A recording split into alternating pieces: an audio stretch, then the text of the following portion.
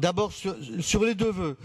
D'abord sur le vœu 166, bon, je ne sais pas si il était à droit de le présenter comme ça. Il doit être manié avec précaution parce que attention au message qu'il peut envoyer et à la caricature à laquelle il vient de donner lieu. Ce vœu ne peut pas être une fin en soi.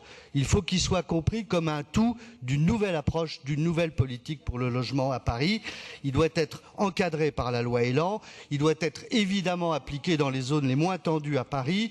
Il doit être compris comme une voie d'accession à la propriété pour les classes les moins aisés habitant déjà le logement social. C'est une mesure qui doit obligatoirement dégager des moyens supplémentaires pour produire plus de logements qu'il n'en vend.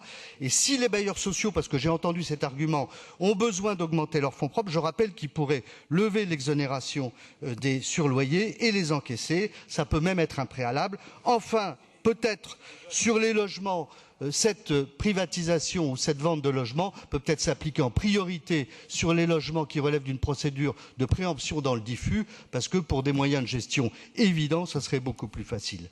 Quant au vœu suivant présenté par le groupe communiste, j'en comprends l'esprit, c'est dans leur culture, mais en l'occurrence, je crois qu'il faut changer de paradigme en matière de logements sociaux.